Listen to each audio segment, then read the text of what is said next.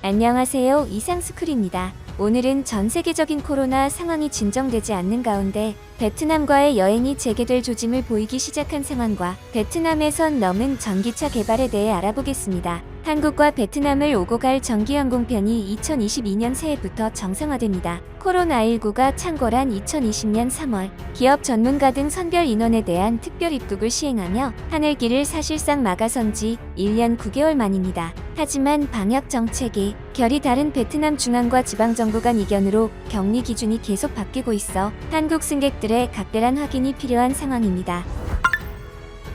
구독과 좋아요 한 번씩 부탁드립니다.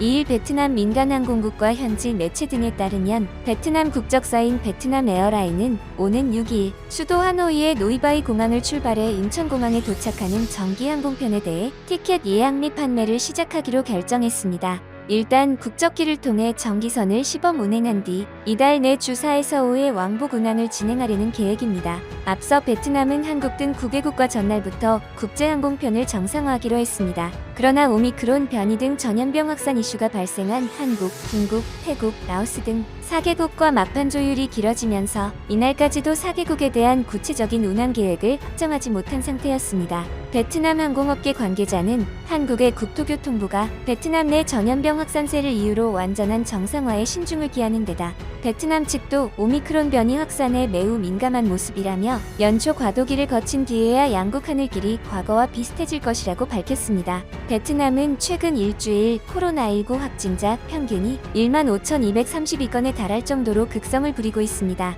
여기에 지난달 28일 첫 오미크론 변이 자국 유입을 확인한 이후 전날까지 총 20명의 변이 확진자도 격리 조치한 상태입니다. 양국 항공당국이 국제선 운항 계획을 확정하더라도 변수는 여전히 남는데요. 베트남 특유의 중앙과 지방정부의 틈새가 방역 정책에서도 두드러지기 때문입니다. 하노이와 호찌민시는 지난달 27일 방역 예방 차원에서 오미크론 변이 발생국에서 입국한 모든 인원에 대해 일주일의 시설 격리를 진행한다고 일방적으로 발표했습니다. 불과 열흘 전 중앙정부가 발표한 한국 등 9개국 대상 백신 접종 완료자, 완치자, 무격리 입국 정책을 대놓고 뒤집은 것이죠. 양대 도시의 개별 행동에 중앙정부는 격분했습니다. 교통부 등은 즉각 새해부터 국제선을 정상화하기로 한 것은 외교적 약속이며 경제를 살리기 위해 반드시 필요한 조치라고 목소리를 높였습니다. 결국 두 도시 정부는 지난달 31일 정부가 최종 결정한 9개국 입국자에 대한 3일간의 자가격리안에 따르겠다고 물러섰습니다. 하지만 뒤끝이 남은 호찌민시는 전날 던선역 국제공항 입국자는 탑승 전후 신속 항원 검사를 추가로 받아야 한다고 발표했습니다. 지금은 국가 정책에 따르지만 상황에 따라 언제든 개별 조치를 취할 수 있다는 일종의 시위로 해석됩니다. 하노이 외교부 관계자는 특별 입국 도입 초기에도 중앙과 지방의 방역 정책이 달라 혼선이 끊이지 않았다며 올해 베트남을 오고 갈 계획이 있는 한국민들은 방문 지역의 격리 정책을 별도로 확인하는 것은 물론 현장에서의 혼동을 감안해 최소 3에서 5일의 여유 일정을 두는 게 좋을 것이라고 설명했습니다. 한편 베트남의 이러한 횡포는 이제 지칠 지경입니다. 그 와중에 베트남이 한국의 선을 넘는 행동을 해 논란이 일고 있는데요. 삼성, 현대 등 한국의 기업들 덕분에 한층 풍요로워진 베트남이 한국을 배신하고 중국과 일본의 손을 잡는 것도 모자라 한국에 다시 한번 선을 넘은 것입니다. 바로 한국의 전기차 배터리 기술을 대놓고 탐하기 시작했습니다. 중국, 유럽에 이어 베트남도 국내 배터리 인재 영입 경쟁에 가세한 것입니다. 러브콜을 보낸 곳은 베트남의 삼성이라 일컬어지는 현지 최대 기업 빈그룹입니다. 배터리 전문 인력 부족 현상이 심화되는 가운데 기존 보유 인력을 지키기 위한 주요 배터리 업체들의 고심도 확대될 전망입니다. 31일 관련 업계에 따르면 빈그룹은 복수의 국내 헤드헌팅 업체를 통해 이달 초부터 부장급 이상 국내 배터리 기술직들과 접촉하고 있는 것으로 확인됐으며 동시에 개인 이메일을 통해서도 이직을 권유하고 있습니다. 이메일을 통해서는 빈그룹임을 밝히지 않고 베트남 전기차, 배터리 업체로만 설명하고 있는데 해당 제안 역시 빈그룹 의뢰인 것으로 전해졌습니다. 베트남 최초의 완성차 업체이자 전기차 스타트업인 빈그룹의 자회사 빈페스트는 2017년 9월 설립돼 현재까지 총 5종의 전기차 라인업을 갖췄는데요. 내수와 동남아시아뿐 아니라 미국 공략에 공을 들여왔습니다. 이번 달 5일부터 나흘간 미국 라스베이거스에서 열리는 CES 2022에도 처음으로 출사표를 냈습니다. 한편 빈그룹이 국내에서 영입하려는 인재들의 면면에서도 셀 개발에 초점이 맞춰져 있음을 가늠할 수 있습니다. 현재 빈그룹은 국내에서 배터리 개발 솔루션, 불량 방지를 위한 공정 개선, 각종 배터리 프로젝트 수행 등의 업무에 적합한 인재를 찾고 있습니다. 한 배터리 업계 관계자는 중국, 유럽으로 간 선배들이 2에서 3년 만에 팽당했다는 소식을 접하게 되면서 업계 내부에서도 외국 기업의 스카우트에 인식이 좋은 것만은 아니라면서 이 같은 상황을 모를 리 없는 빈그룹이 한국 인재 영입을 위해 중국, 유럽보다 높은 수준의 차후를 내걸었을 것이라고 추정했습니다. 또한 베트남의 빈그룹이 전기차 사업을 본격화하며 빈페스트는 베트남 중부 핫딘성에 4조동 약 2천억 원 규모의 전기차 배터리 공장을 건설했습니다. 지난달 13일 도의제에 따르면 빈그룹은 전날 오후 베트남 중부 핫딘성 공항경제특구에서 2천억 원 규모의 배터리 공장 기공식을 열었습니다. 이날 기공식에는 응우옌 수원 푹 베트남 국가주석을 비롯해 쯔영던 상 전 국가주석, 응우옌 싱훈 전 국회의장과 레반타인 부총리 등 정계 주요 인사들이 참석했습니다.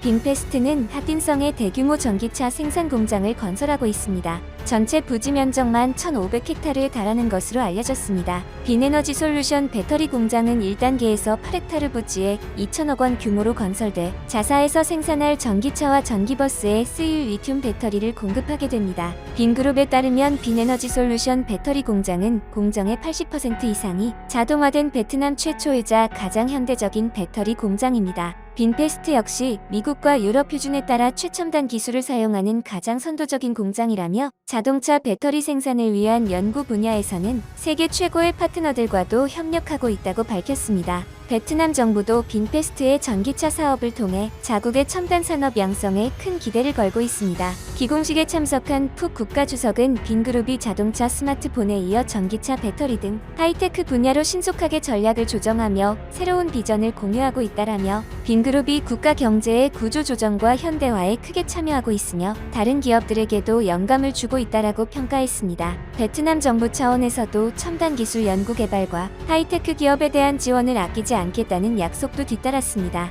타이티 타이나이 빈그룹 부회장도 배터리 공장 기공에 대해 빈페스트의 공급 현지화 전략의 핵심이라 밝히며 자체 배터리 생산을 통해 앞으로 생산하게 될 전기차에 다양하고 적합한 배터리를 안정적으로 공급하고 글로벌 전기자동차 혁명에도 기여할 수 있을 것이라 강조했습니다. 응우옌 비핵광 빈그룹 CEO 역시 공급의 현지화는 물론 청정에너지 생태계 구축을 위한 노력의 상징이라 평가했습니다. 베트남에서 이렇게 전기차에 사활을 거는 이유는 전기차가 미래 먹거리이기도 하지만 지속적인 오토바이 통행량 증가가 심각한 환경오염과 교통 문제를 야기해 이 문제를 해결하기 위한 방안이 전기차 확대이기 때문이었습니다. 그런데 베트남은 하루아침에 전기차를 만들 기술력이 없었는데요. 그래서 당시 LG화학이 빈페스트와 현지 배터리 회사를 설립해 베트남의 전기차 사업에 물꼬를 텄습니다. 얼마 지나지 않아 LG화학은 세계 전기 오토바이에 배터리를 공급해 LG화학의 배터리를 탑재한 전기 오토바이는 1년 만에 3만 대의 판매 실적을 달성했으며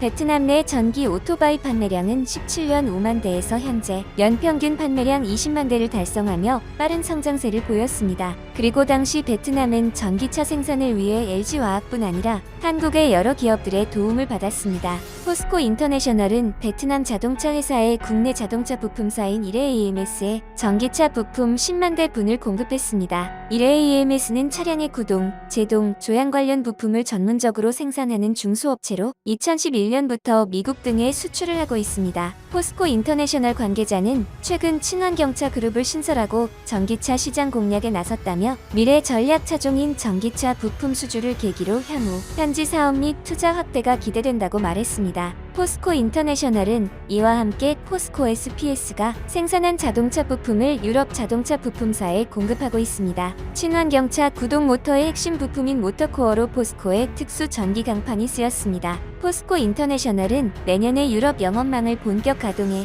고객사와 대상 차종을 확대할 방침이라고 밝혔습니다. 한편 베트남은 한국의 기술로 전기차 사업에 물꼬를 터놓고 이제 와서 현대차를 넘어서겠다는 망언을 일삼더니 이제는 한국 기업들의 인재를 빼내려는 시도까지 했습니다. 현재 베트남이 기대를 저버리지 않고 선을 넘는 행동을 계속하고 있는 상황입니다.